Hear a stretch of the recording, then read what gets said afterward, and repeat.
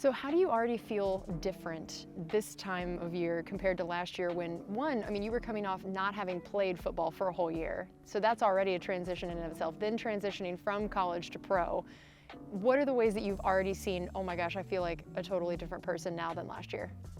Just having a routine, like coming into the draft, you're just like, all right, I'm on a team, I'm in Tampa, I'm in Florida, all right, now I got to get a crib, I got to get a house, all that, just the little things that come with, moving across the country. But now I know, like, been in the city for a whole year, I feel like I'm comfortable with the team, teammates, coaches, all that. So it's like a whole different mindset just leading into the season. Like, you're not just trying to figure out the little things. So, just hit the ground running. Like I said previously, it's really exciting. Now it's time for new draft picks to come in, which I'm sure you're going to be excited to not be a rookie anymore. I know that everybody always wants to shed that title pretty quickly. Is that fair? Yeah, I say so. Yeah, so now there's going to be new rookies coming in. What is your advice to them now? Or maybe even things you wish you had known a year ago?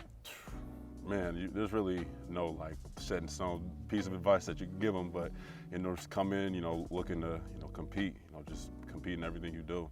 Do you remember getting any advice from people when it was your time coming in here, or anything that you heard or saw that was really helpful? Everybody's watching. You never know, so just give it your all whenever you can.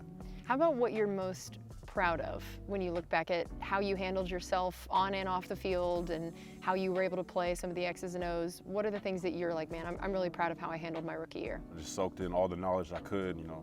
I was using a lot of different ways, so I feel like the experience level that I have, from just doing different things, that, can add to your value. So it's just, I'm excited to just get on that field and just fly around again, really. You brought up how many positions you played and all the ways you were used in the game. Do you see that still being part of the game plan this year, or do you think you're going to get to focus a little bit more on one thing, and do you have a preference between those two? I think it'll be more focused towards, one position, but with the defense that we have, Bowles, he's really, he's a mastermind with that, so, we'll see.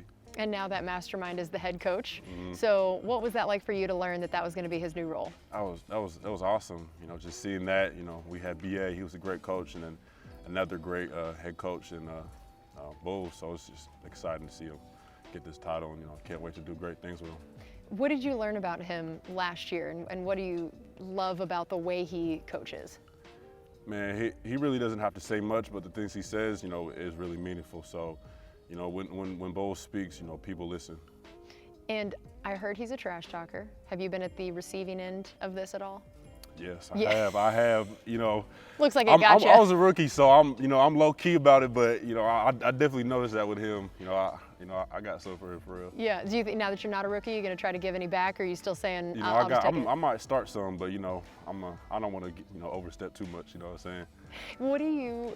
Do you trash talk on the field? And I feel like, first of all, before you answer, remember that we have mic'd up video of you. So just know that lying may not be an option here. There's a difference between trash talking and just talking on the field. Sometimes. Oh, okay, there's nuance to it. I don't ever get personal with nobody. I'm not going to go back and forth with them. We're not talking about their mom. We're not, none of that. See, yeah. I don't know if there's a clip of that, then I don't know who said that, but. Yeah, no, you're good. Yeah, it doesn't get personal. You just talk about what's happening on the field. You're just making observations. It's just kind of like an observant, announcement. And I'm sure part of why you would never talk about their mom is that you love yours so much. Oh yeah, I love my mom. Yeah. That's a line we don't cross. I don't know what I'd do if someone said something about my mom. So. Yeah, we'll know the moment that Joe just loses it on the field. That's going to be what cost it. Yeah.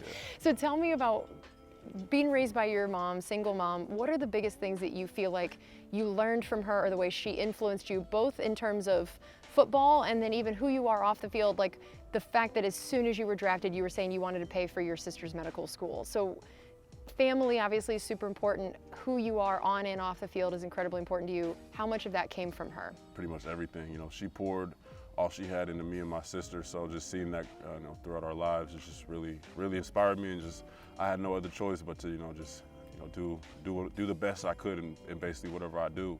So, if she didn't give up, why do I have a choice to give up? So I believe the things that she taught me, other than, the work ethic, but she's just a really important piece in my life. Women in my life, my mom, my sister, grandma, aunt, all those people just poured into me. So I can't thank them enough. And What do you think they would say about watching you this last year and seeing you realize this dream? They love me. They're proud of me. Keep going. You know, the job's not done. You know, it's just the beginning. Do you think they would say that you've changed in any way, or are you still the same Joe since before you getting drafted? I'm still the same Joe. I'm just, you know, a little bigger, a little taller.